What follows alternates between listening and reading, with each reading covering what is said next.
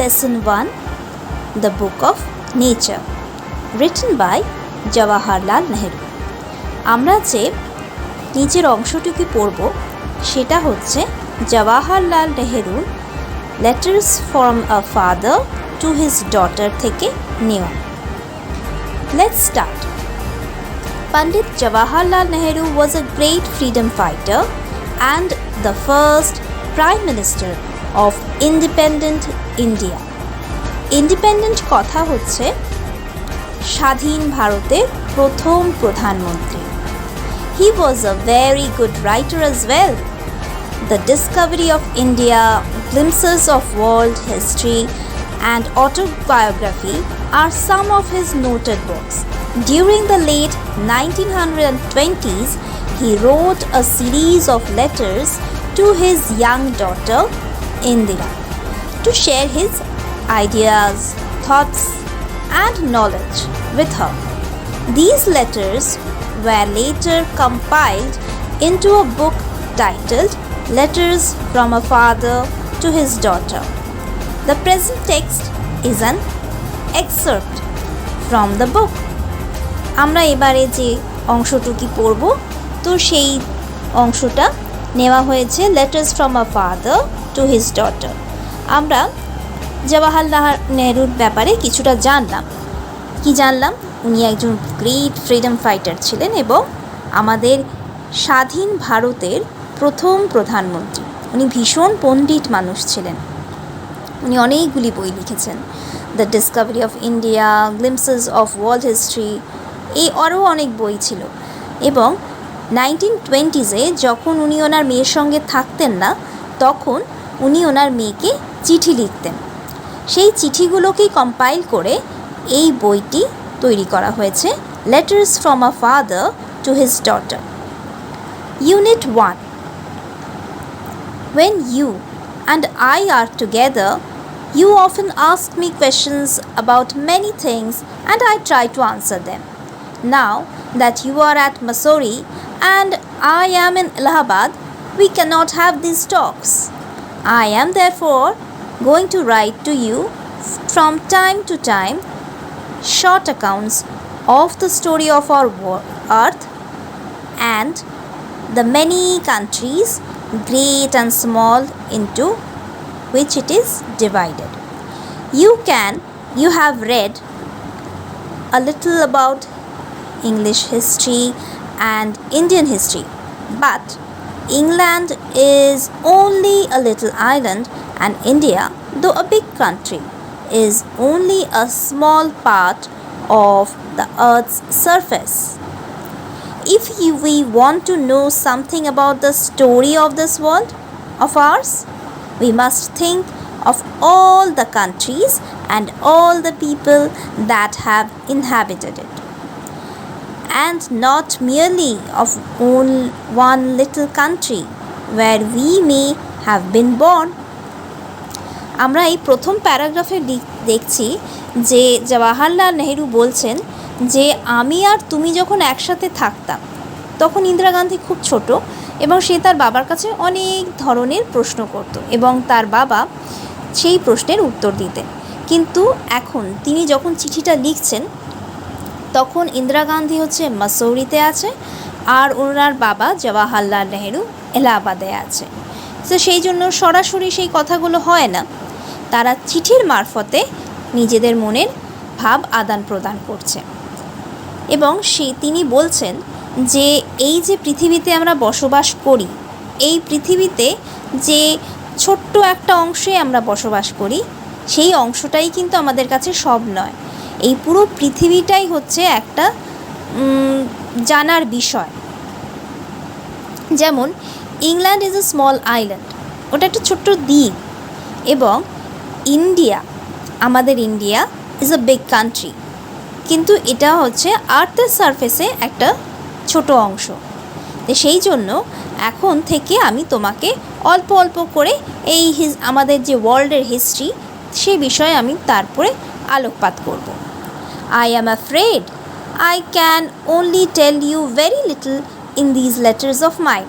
পরের পাড়াতে তিনি বলছেন যে এই চিঠি মারফত যেরকম আমরা বসে আদান প্রদান করি সেরকম করা যাবে না, চিঠিতে অল্প কথা বলতে হয়। But that little I hope will interest you to make you think of the world as a whole and of other people as it is our brothers and sisters. When you grow up, you will read about the story of the earth. তোমাকে আমি প্রথম থেকেই অল্প অল্প করে কিছু ঘটনা বলবো এবং সেটা গল্পের আকারে বলবো, যাতে তোমার একটা ইন্টারেস্ট তৈরি হয় এই পৃথিবীর প্রতি, পৃথিবীতে কি আছে, পৃথিবীর মানুষের প্রতি। সেইভাবে তোমার একটা ইন্টারেস্ট তৈরি হবে, যাতে তুমি তোমার নিজের জানার ব্যাপ্তিটা বড় করতে পারো। When you grow up, you will read about the story of the earth and its people in a fat books, and you will find it more interesting than any other story or novel. And you may have read. You know, of course, that our earth is very, very old, millions and millions of years old, and of a long time there were no men or women living in it. আমাদের এই যে পৃথিবীটা অনেক পুরনো, millions and millions years old, সেখানে আগে কোনো মানুষ, কোনো মহিলা কেউ ছিল না। Before the men came there were only animals. মানুষ আসার আগে শুধুমাত্র অ্যানিমালস ছিল, জন্তু। And before the animals there was a time where no kind of life existed on the earth. এবং তারও আগে যখন জন্তু জানোয়ারও ছিল না, তখন ওখানে কোনো প্রাণী ছিল না। It was difficult to imagine this world. Difficult মানে হচ্ছে শক্ত, difficult to imagine Kalpana, imagine কথাটার মানে হচ্ছে কল্পনা। It is difficult to imagine this world of ours. তখনকার থেকে যদি তুমি ভাবো, এই যে প্রেজেন্ট যে এজ, যেখানে এত মানুষ, এত কান্ট্রিজ, কন্টিনেন্টস, এইগুলোকে কিন্তু তখন কল্পনা করা যেত না। which is so full today of all kinds of animals, means to be without them. But scientists and those who have studied and thought a great deal about these matters tell us that there was a time when the earth was too hot. এই যে এখানে too hot, TOO, এই টুটা প্রচণ্ড গরম, প্রচণ্ড two মানে এখানে কিন্তু প্রচণ্ডকে বলছে, তখন প্রচণ্ড গরম ছিল। For any living beings to live on it, যখন কোনো রকম প্রাণ ছিল না পৃথিবীতে, তখন পৃথিবীটা ভীষণ গরম ছিল, যেখানে একটা প্রাণ সাস্টেন করতে পারতো না। And if we read their books and study the rocks and the fossils, the remains of the old animals. Fossils এর মানে কিন্তু এখানে দিয়ে দেওয়া হয়েছে the remains of old animals, মানে আগের যে অ্যানিমালসের যে অংশ বিশেষ সেটাকেই ফসিলস বলা হয়।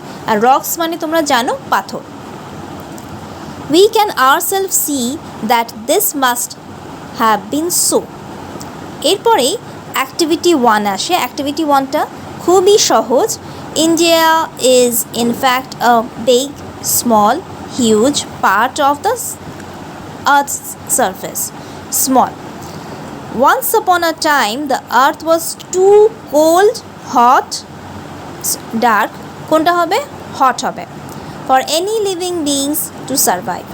Number C তে আছে fossils are a type of wild animals, a kind of hard rock, or the remains of the old living beings. কোনটা হতে পারে এক্ষুনি বলে দিয়েছি তোমাদেরকে, ওটা হবে সি তে, হবে হচ্ছে লাস্ট পোর্শনটা, the remains of the old living beings. তো এইভাবেই অ্যাক্টিভিটি 1, অ্যাক্টিভিটি 2, অ্যাক্টিভিটি 2টা কোয়েশ্চেন আনসার, সেটা তোমরা বই থেকেই লিখে নিতে পারো। আর অ্যাক্টিভিটি 3টা হচ্ছে fill in the blanks with the suitable words from the text. The first letter of the words are given. As a subject, H দেওয়া আছে। H দিয়ে কোন সাবজেক্ট হতে পারে? History, HISTORY.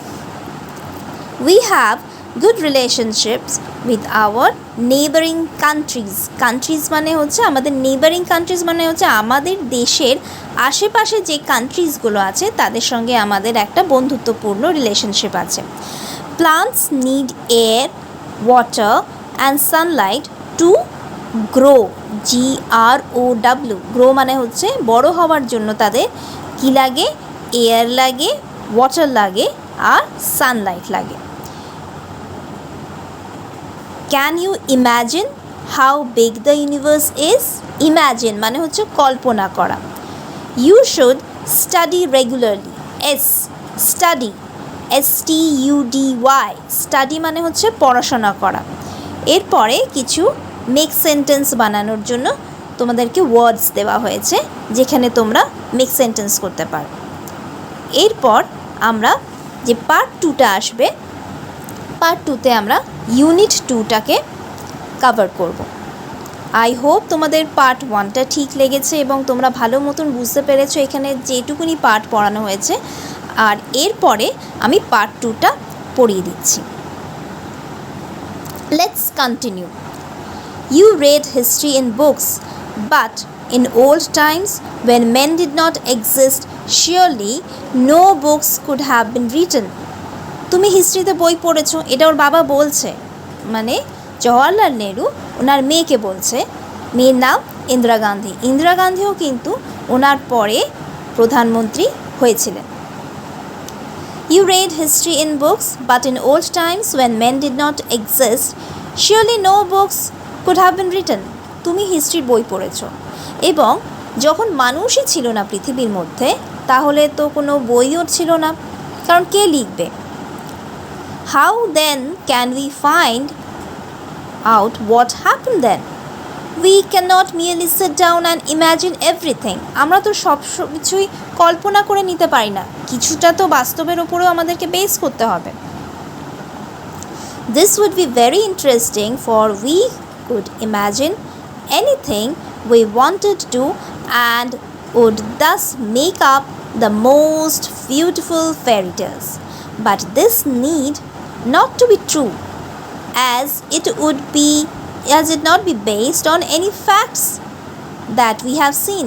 But although we have no books written in those far off days মানে হচ্ছে সেই যে আগেকার যে দিনের মধ্যে আমাদের তখন বই লেখা হয়নি. Fortunately we have something to tell us a great deal, as well as almost as a book would. We have rocks, mountains and seas and stars and rivers and deserts and fossils of old animals. যারা history নিয়ে পরবর্তীকালে পড়াশোনা করে তারা কিন্তু এইভাবেই কিন্তু আমাদের ইতিহাসটাকে খুঁজে বের করেছে. তা কি আমরা কি করতে পারি আরও একবার দেখে নিই যে কি থেকে দেখা যাবে. Rocks, mountains, seas, stars, rivers, deserts, fossils of old animals. এই জিনিসগুলো নিয়ে পর্যবেক্ষণ করলে কিংবা পড়াশোনা করলে তখনকার অনেক পুরনো দিনের যে ঘটনা যেগুলো আমরা এখন জানছি সেই জিনিসগুলো কিন্তু জানা যাবে. These and other like things are our books on Earth's early story. And the real way to understand this story is not merely to read about it in other people's book, but to go to the great book of nature itself. Nature মানে হচ্ছে প্রকৃতি এমন একটা বই যেখান থেকে তুমি সর্বস্ব শিখতে পারো. You will, I hope, soon begin to learn how to read this story from the rocks and mountains. Imagine how fascinating it is. Every little stone that you see lying on the road or on the mountainside may be a little page in nature's book. এই যে আমরা প্রকৃতিতে আমরা এই ছোট ছোট জিনিসগুলো দেখতে পাই, এমন একটা স্টোনও তারও কিন্তু কিছু বলার থাকতে পারে, সেও কিন্তু আমাদের এই নেচারেরই একটা অংশ. And may be able to tell you something if you only know how to read it. To be able to read any language Hindi or Urdu or English, you have to learn its alphabets. So, also you must learn the alphabet of nature before you can read her story in her books of stones and rocks. Even now, perhaps you know a little how to read this. If you see a little round shiny pebble মানে হচ্ছে ছোট নুড়ি পাথর, do not it does sorry does it not tell you something? How did it get round and smooth and shiny without any corners or rough edges? If you break a big rock into little bits, each bit is rough and has corners and rough edges. It is not at all like a round, smooth pebble. How then did this pebble become so round, smooth and shiny? It will tell you its story if you have good eyes to see and ears to hear. তোমরা হয়তো মাঝে সাঝে দেখেছো কোনো Stones খুব round হয়, গোল হয়, কোনো হয় না, খুব মসৃণ হয়। কিন্তু কিছু কিছু স্টোনস দেখবে খুব রাফ হয়, তাদের খোঁচা খোঁচা কোনা থাকে। এই দুটো স্টোনসের মধ্যে কারণটা কি? এই দুটো কারণ হচ্ছে, এই যে স্টোনটা যেটা রাউন্ড হয়েছে সেটা এখানে ওখানে ধাক্কা খেতে খেতে খেতে খেতে কখনো নদীর জল দিয়ে ভেসে এসেছে, কখনো ধাক্কা খেতে খেতে এখানে ওখানে, সেই যে ধাক্কার জন্য তাদেরও যে কর্নার্সগুলো কিন্তু নষ্ট হয়ে তারা একটা নিজেদের শেপ তৈরি হয়ে গেছে। এবং যেহেতু এত বেশি ধাক্কা খেয়েছে, তাদের একটা শেপ তৈরি হয়ে যাওয়ার পর একটা চকচকানি ভাবও চলে এসেছে। Probably it rested on some mountain side. Then came the rain and washed it down to the little valley where it found a mountain stream which pushed on it and on till it reached the little river. And the little river took it to big river, and all the while it rolled at the bottom of the river, and its edges were worn out, and its rough surface made smooth and shiny. So it became the pebble that you see. However, the river left it behind and you found it. If the river had carried it on, it would have become smaller and smaller till at last it became a grain of sand. তোমরা যখন তাহলে পেবেলটা পেয়েছো, তাহলে সেই পেবেলটা কিন্তু আর রিভার্সের সঙ্গে যায়নি, এবং যদি এটা আরও সেই রিভার্সের সঙ্গে, জলের সঙ্গে, নদীর সঙ্গে যদি ধাক্কা খেতে খেতে খেতে যেত, তাহলে এটা ঘর্ষণের জন্য আরও ছোট ছোট তো ছোট হয়ে গিয়ে একটা মাটির সঙ্গে সে আরও মিশে যেত। However,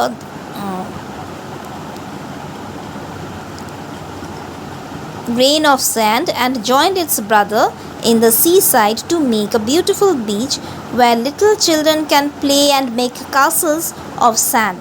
Castles মানে হচ্ছে রাজপ্রাসাদ।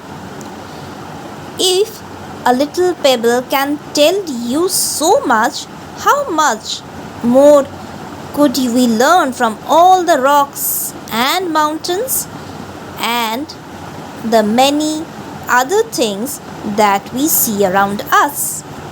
এইভাবে যদি আমরা একটা ছোট্ট পেবেলের থেকে আমরা যদি তার ইতিহাস জানতে পারি, তাহলে আমাদের পরিবেশে, আমাদের প্রকৃতিতে এরকম অনেক জিনিস আছে যেটাকে আমরা নতুন করে জানতে পারি। এরপর এই যে ওয়ার্ড নেস্ট, তোমরা একটা দেখতে পারবে, একটা হলুদ রঙের পট্টির মধ্যে ওয়ার্ড নেস্ট করা আছে। সেই ওয়ার্ড নেস্টে কিছু মানে দেওয়া আছে, সেই মানেগুলো কিন্তু তোমাদেরকে খুব ইম্পর্টেন্টলি পড়তে হবে। এরপরে আছে কিছু ট্রু অ্যান্ড ফলসের ফ্যাক্টস অ্যাক্টিভিটি 5-এ। Fairy tales are rich in imagination. অবশ্যই fairy tales are rich in imagination, এটা হচ্ছে তোমাদের true. We have no means to know about the far off days. No means মানে হচ্ছে কোনোই রাস্তা নেই যে আমরা আগেকার দিনে কি হয়েছিল, কিন্তু সেটা কি সত্যি? আমরা প্রকৃতি থেকে তো জানতে পারি। তাহলে এটাও হবে false. The alphabet of nature is like Hindi or English alphabet. False. We can learn a lot about our world from the rivers and mountains. True. এরপর যে অ্যাক্টিভিটিসগুলো আছে সেগুলো একটু তোমরা নিজেরাই আশা করি করতে পারবে যদি তোমরা এই বইটাকে কিংবা এই চ্যাপ্টারটাকে অনেকবার করে রিডিং পড়ো। রিডিং পড়লে তোমাদের কিন্তু প্রোনাউন্সিয়েশন ঠিক হবে, স্পেলিংস ঠিক হবে এবং খুব সহজেই তোমরা এই যে অবজেক্টিভ টাইপের যে কোয়েশ্চেন্সগুলো আছে, যেগুলো ট্রু অ্যান্ড ফলস লেখা, ছোট ছোট ফিল ইন দ্য ব্ল্যাঙ্কস করা, এগুলো খুব সহজেই তোমরা করতে পারবে। আশা করি তোমাদের চ্যাপ্টারটা বুঝতে কোনো অসুবিধে হয়নি। আর যদি ভালো লাগে তাহলে তোমরা তোমাদের বন্ধুদের সঙ্গে শেয়ার করতে পারো আর চ্যানেলটাকে সাবস্ক্রাইব করে রাখতে পারো। Thank you.